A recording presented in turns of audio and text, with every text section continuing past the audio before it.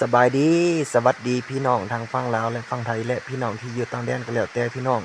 ยินดีต้อนรับเข้าสู่ซองวิถีชีวิตชาวบ้านก็ถือว่าในคลิปนี้เนาะเบาสุภาพสิพาพี่พี่น้องไปรีวิวบ้านกองเทียงเนาะเมืองไส้สถานแข่งสัญญาบุรี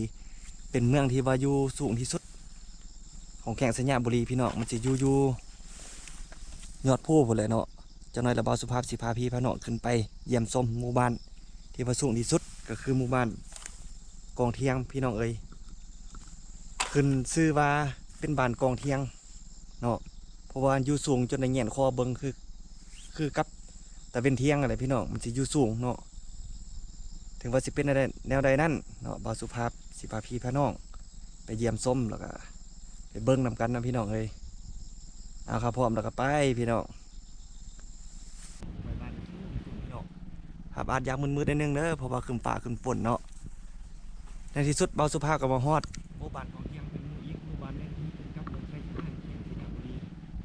เนาะซึ่งติดกับสายแดนไทยพี่น้องจังหวัดน่านเนาะ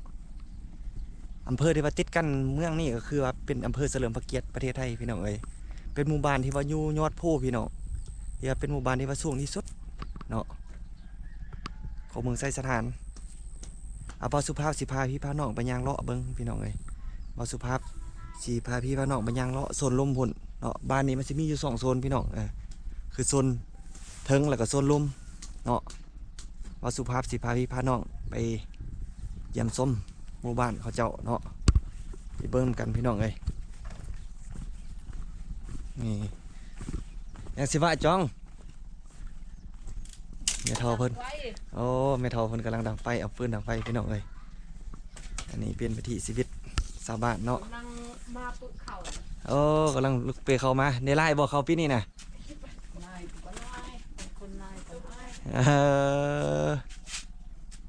อันนี้ร้านเนี่ยลูกห้องเป็นมีลูกนั่นโอ้คุณเสียเป้าวางเนี่ย40 เป้าปอได้ลายโอ้เนาะแสดงว่ายังแรงโยมาเนี่ยลัง2-3 มื้อนี่เบิดละเอาเส้นบ่าวสุภาพสิพาไปเลาะเบิ่งทางลมหมดพี่น้องทางเพื่อนพอหอมปากหอมคอเนาะไปรีวิวสิพาย่างลงไปทางลมหมดก่อนแล้วบ่าวสุภาพสิพาย่างขึ้นมาเนาะโอ้กระสูงอีหลีเลยพี่น้องเลย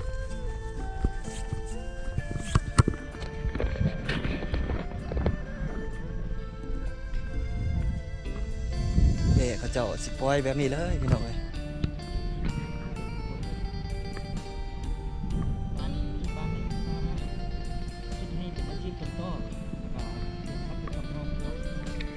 ฤดูนี่พอดีเป็นฤดูที่ว่าเก็บเกี่ยวเนาะเป็นฤดูหนาวฤดูเก็บเกี่ยวผลผลิตแล้วเขาเจ้าก็สิได้เอาเขาเอาน้ำหรือว่าผลผลิตเขาเจ้าเนาะเอาไปห่อไปเฮือนผู้ที่ว่าเลือบริโภคหรือว่าเลือกินหันเขาเจ้าก็สิไปขายหรือว่าแลกเปลี่ยนเป็นสิ่งอื่นที่ว่าเขาเจ้าเฮ็ดบ่ได้เนาะเป็นต้นมะเขือเป็นนัวบ่มักเผ็ดบ่ต่างๆเจ้าก็สินั่นอันนี้สิเป็นส่วนของลมบ่สุภาพสิเป็น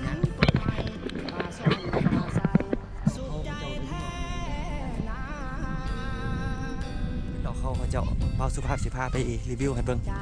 นี่บ้านนี้สิเป็นแบบดังเดิมอยู่พี่น้องอันนี้สิเป็นเหล่าเขาเจ้าเนาะเป็นเหล่าเขาเจ้าเพราะว่าเมื่อเวลาเขาเจ้าได้เขาได้นำมาเขาเจ้าสิมาไว้เหล้าเนาะเขาเจ้าสิปลุกร่วมกันแบบนี้เลยพี่น้องปลุกร่วมกันแบบนี้เนาะเบิ่งมี1 2 3 4 5 6 7พี่น้องแสดงว่า7 ครอบครัวที่ว่าอยู่บ้านเดียวนี่เนาะเจ้ายังใส่เรา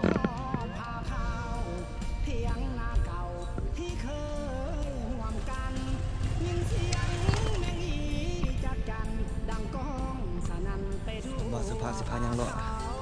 ส่วนลายเฮือนเขาเจ้าสิบ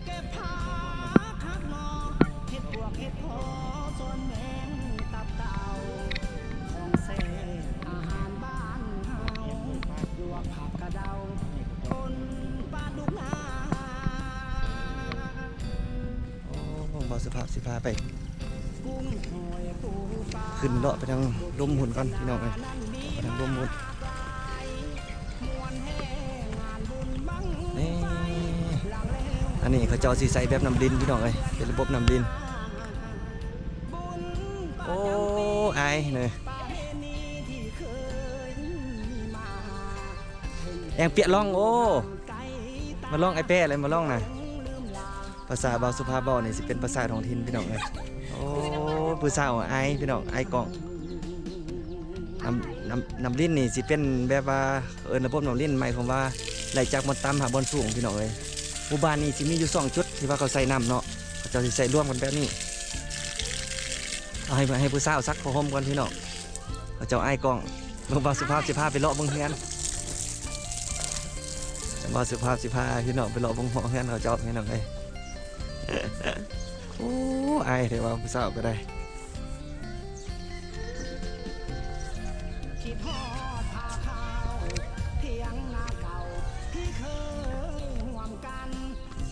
ตามสไตล์เบาสุภาพเลยพี่น้องเห็นไผ่แล้วกันสิหันไปเนาะโอ้หลอกเขาหลังนี้ก็ว่าน้อย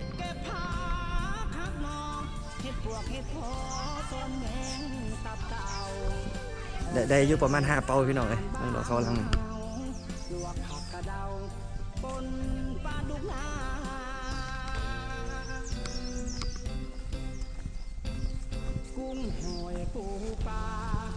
เขียดจะนานั้นมีมากลายมวนแห่งานบุญบังสิพาพี่พาน้องเนาะเยี่ยมมึงเด้อมาเขาเที่ยว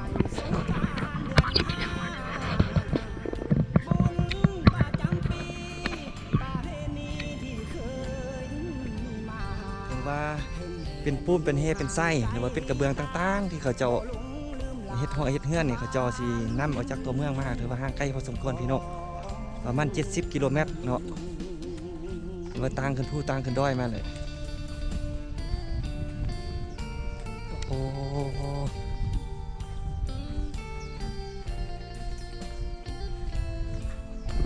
นี่พี่น้องกันตั้งน้ำเปิดกันต้นน้ำกินหรือว่าใบบริโภคประมาณนี้โอ้มีแต่ผู้ยานกองพี่น้องเอ้ยบ้านนี้มีแต่ผู้ยานกอง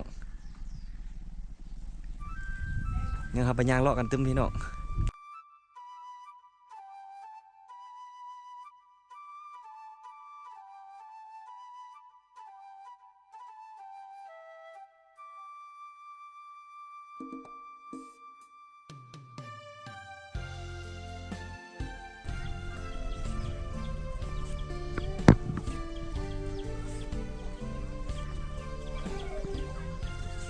เลิกของเฮียแล้วเลิกแล้วไอ้มีท่านเล่นโอ้มาถามเด้ลองนี่ซื้อสิบะลองนี่นะซื้อสิบะซื้อยังเจ้าซื้อยังซื้อผูโอ้ตัดผมได้เด้อผมยาวเลยได้ตัดผมได้เป็นนางเฮียนน่ะโดยยานกองพี่น้องเลยโอ้มีตัวผู้ยานกองอันนี้เป็นน้องหน่อยนางเฮียนเนาะส่วนพ่อส่วนแม่เขาเจ้าก็ถือว่าสิไปให้ไปส่วนพี่น้องกำลังเก็บเกี่ยวผลผลิตคือเบาสุภาพกล่าวมาเบื้องต้นนะเนาะนี่พี่น้องโอ้วิวงามพี่น้องเลยเดี๋ยววิวงามพอสมควร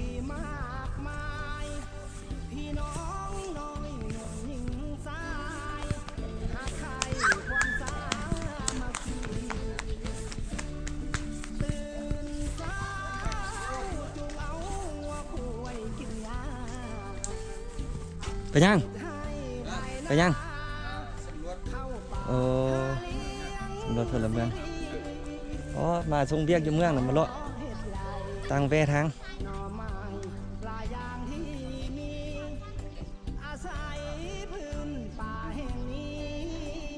จักคนบ้านเฮาอ่ะผู้เดียวปอ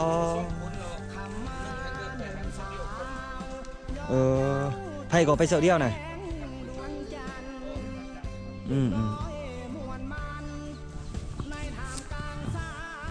แต่ว่า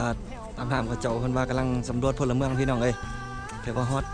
ซกฮอตย่ามแล้วเขาเจ้าก็สิได้มาสำรวจพลเมืองเนาะว่าพลเมืองเล่า โฮมกันจักบ้าน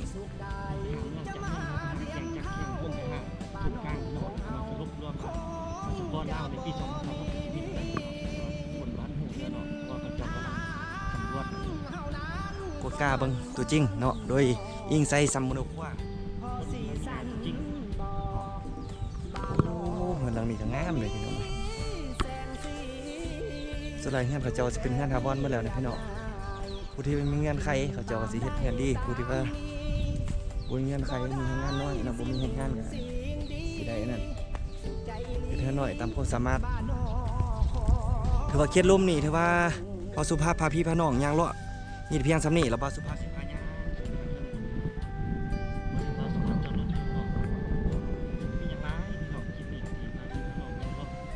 รีวิวบ้านนั่นแหละพี่น้องเอ้ย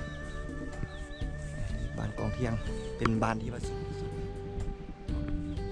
ของเมืองไซสถานพี่น้องสูงเพียงฟ้า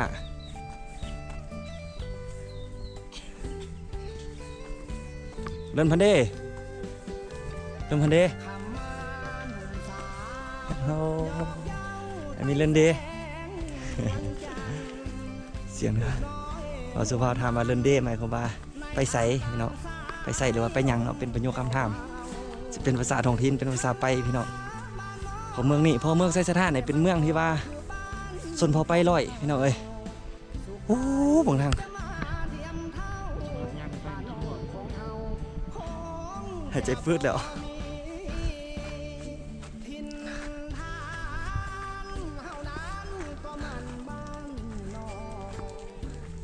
ย่างไปเถอะเมื่อยเติบเนาะ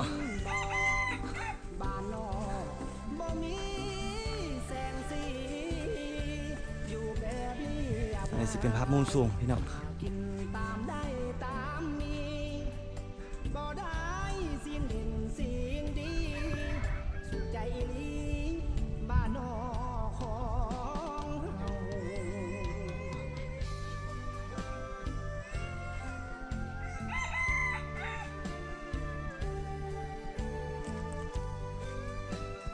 ซึ่งว่าจุดนั้นบ่าวสุภาพสิบ่ได้พาพี่พาน้องไปย่างเลาะเลยพี่น้องเอ้ย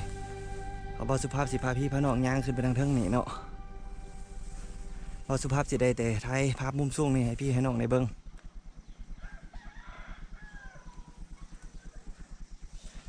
ไปต่อเลยพี่น้องเอ้ย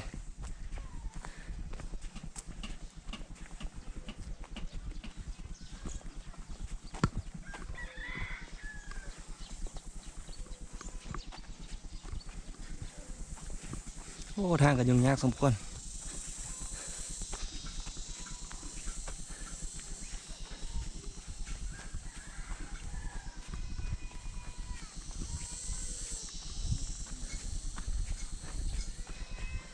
เฮือนเขาเจ้านี่สังเกตเบิ่งให้เห็นบ่พี่น้อง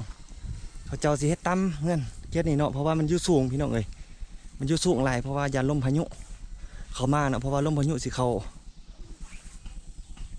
ตลอดปีพี่น้องเอ้ยเมื่อฤดูแล้งสิเข้าฤดูฝนมันกลับมาเนาะเมื่อฤดูแล้งเมื่อฤดูฝนสิเข้าฤดูหนาวมันกลับมาพี่น้องคือว่าแหละมันอยู่สูงเลยพี่น้องเนาะเป็นจุดที่ว่าฮับลมฮับฝน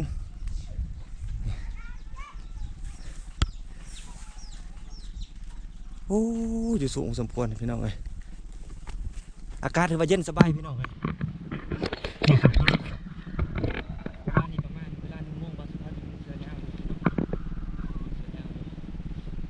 อากาศเย็นหนาวเนาะถือว่าผู้ที่ว่าเคยเส้นคือบ่าวสุภาพเนี่ยถือว่าอยู่ได้พี่น้องสำหรับผู้ที่บ่เคยมาเนาะสำหรับผู้ที่บ่เคยมานี่ให้แนะนำเนาะให้เอาเสื้อกันหนาวมาพี่น้องหนาวแล้วบ่มีเพียงแต่หนาวแล้วมันสิมีลมพร้อมในที่สุดจ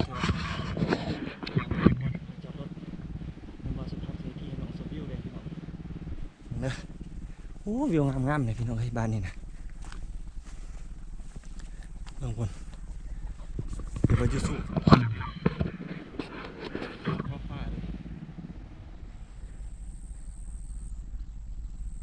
เดี๋ยวยูสุดขอบฟ้า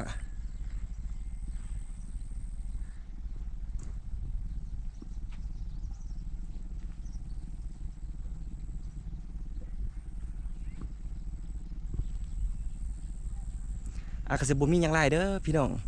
คลิปนี้ก็สิขอลาพี่ลาน้องบ่เพียงส่ำนี้ฝากกดไลค์กดแชร์กดติดตามให้เบาสุภาพด้วยพี่น้องเอ้ยเพื่อเป็นกำลังใจให้เบาสุภาพเฮ็ดคลิปต่อไปคลิปนี้ขอกล่าวคำว่า